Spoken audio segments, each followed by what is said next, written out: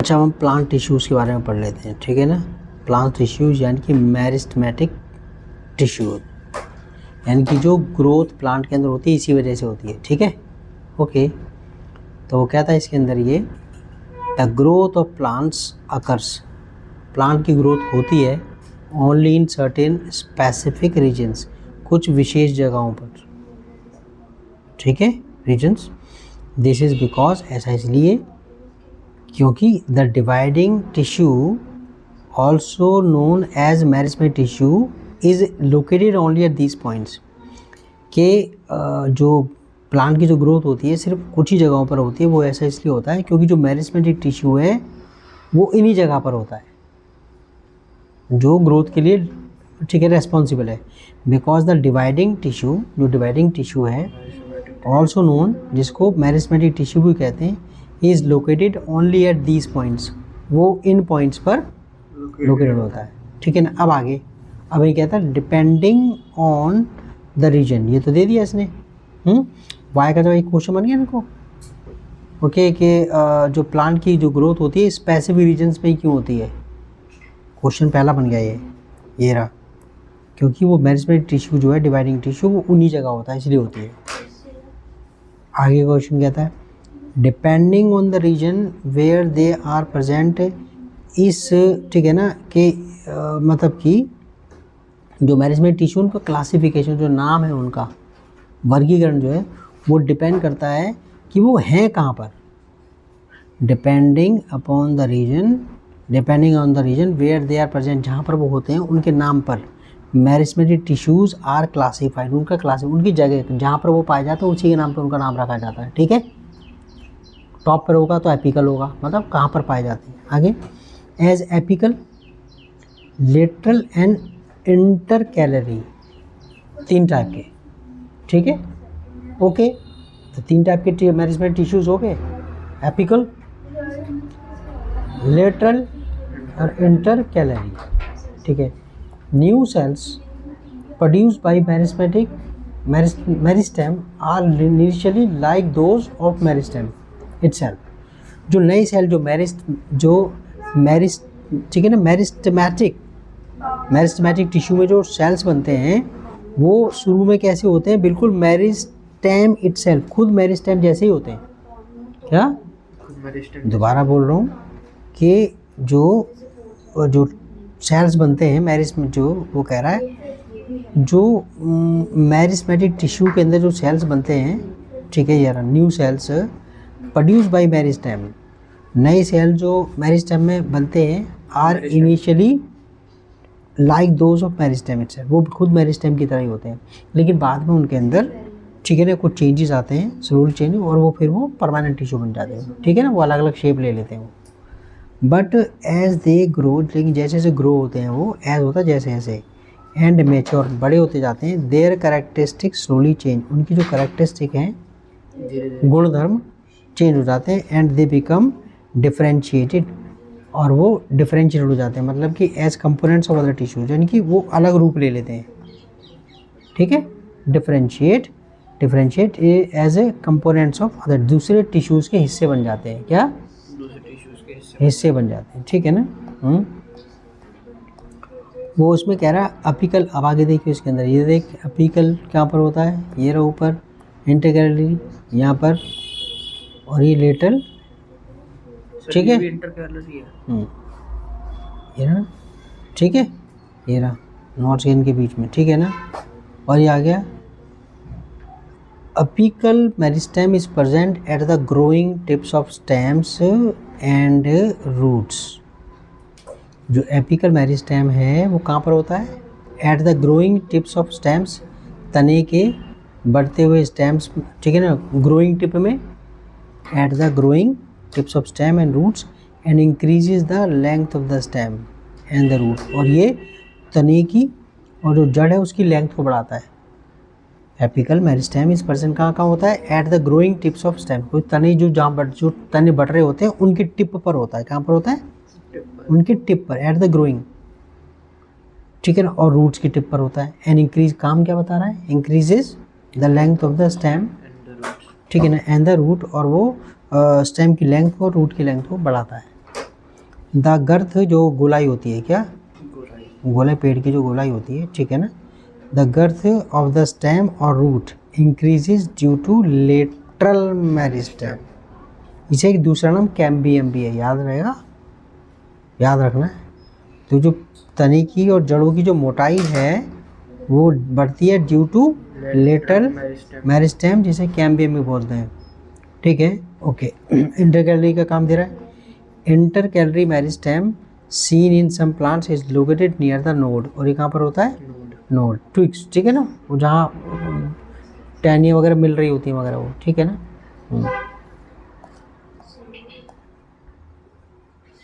यानी कि नोड में हम कहेंगे केरा, ठीक है, और ये तना रहा, ये पत्ती निकली इसमें से इस जगह, ठीक है।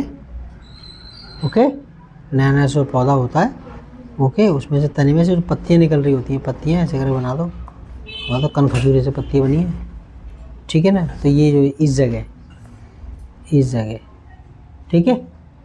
ओके, तो ये इंटर कैलरी कहाँ होती है, located near the node, node के पास। आगे बेटा, वहाँ बेटा। नेक्स्ट देखा बागा, इसके सेल्स की करेक्टरिस्टिक बता रहा हूँ। Correct, cells of meristematic tissue are very active. जो मेरिस्टेमेटिक टिश्यू होता है उसके जो सेल्स होते हैं एक्टिव होते हैं, and have dense cytoplasm. Cytoplasm मतलब, साइटोप्लाज्म क्या होता है पता है, सेल के अंदर जो लिक्विड होता है ना, मैट्रिक्स, द्रव पदार्थ, उसे बोलते हैं साइटोप्लाज्म। वो गाढ़ा साइटोप्लाज्म होता है। थिन सेलुलोज वॉल्स, पतली सेलुलोज वॉल्स, ठीक है, ठीक है ना। Thin cellulose walls and prominent nuclei. Prominent क्या होता है, साफ नजर आने वाला, क्या साफ नजर आने वाला, न्यूक्लियाई, ठीक है, न्यूक्लियस होते हैं। दे लैक वैक्यूल्स, करेक्टरिस्टिक समझ में आ रहा है। Cells of are very active and have dense cytoplasm. Dense cytoplasm होता है गाढ़ा। थिन सेलुलोज वॉल्स, पतली सेलुलोज की वॉल्स, एंड प्रोमिनेंट न्यूक्लियस, साफ नजर आने वाला न्यूक्लियस।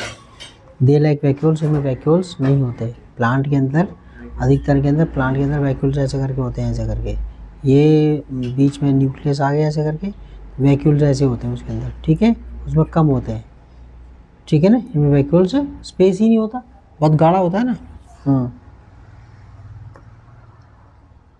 ठीक है, अच्छा, इसमें अब हम आगे करते हैं इसके अंदर ये परमानेंट टिश्यू। अब मैंने कहा जो मेरिस्टेमेटिक टिश्यूज़ हैं उनमें से जो सेल्स बनते हैं फिर बाद में अपना रूप चेंज करके वो परमानेंट टिश्यू बन जाते हैं, ठीक है। ओके, तो परमानेंट टिश्यू भी दो टाइप के आएंगे, सिंपल परमानेंट टिश्यू और कॉम्प्लेक्स परमानेंट टिश्यू, ठीक है। ओके, तो कहता है परमानेंट टिश्यू, वो कहता है what happens to the sales,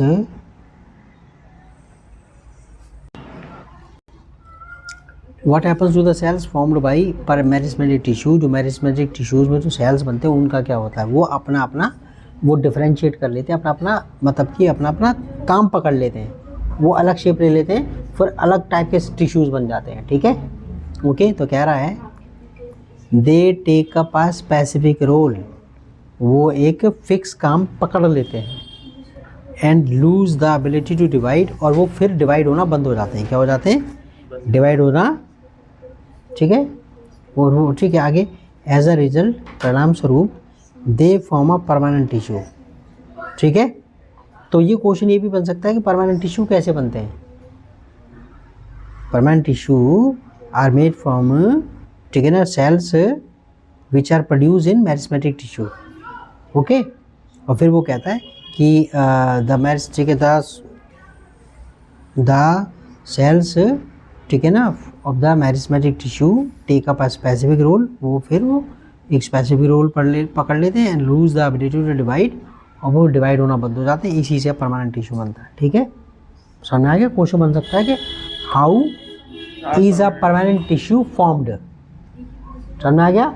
okay, next, this process this process of taking up a permanent shape size and function is called differentiation. Definition, what is differentiation? ठीक है, द प्रोसेस इन विच, ठीक है, group of cells, क्या, the process in which group of cells take up a permanent shape size and function is called differentiation. ठीक है, समझ में आ गया? या फिर एक सेल का नाम ले दियो. The process in which a cell take up a permanent shape. एक जिस सेल जो है वो एक परमानेंट शेप ले लेता है, साइज ले लेता है, and a function is called differentiation. ठीक है, और differentiation leads to the development of various types of permanent tissue. और डिफरेंशिएशन से ही परमानेंट टिश्यूज बनते हैं. तो पूछ सकता है वो कि जाइलम किसकी कौन सा प्रोसेस है, बताओ जाइलम किस प्रोसेस से बना है? लिख दियो डिफरेंशिएशन से. किससे? डिफरेंशिएशन से. ठीक है ना? इतना बहुत है ना याद करने के लिए. और बता दूँ ना इसमें सिंपल परमानेंट टिश्यू लर्न करना बेटा. मैं कल सुन लूँगा ये सारे, जितना मैं बताऊँगा उतना तो सुन बना. सिंपल परमानेंट का वो पहला पैराग्राफ. ये तेरा ये मैरिस्टमेंट, ठीक है, ये वाला हो गया, ये पूरा ये वाला हो गया मैरिस्टमेंट टिश्यू. ठीक है ना? और ये हो गया, और तेरा ये वाला हो गया, ये. ठीक है, इतना बहुत है. परमानेंट टिश्यू का थोड़ा बहुत करवा दूँ, थोड़ा सा. तो बस हो गया हो गया इतना.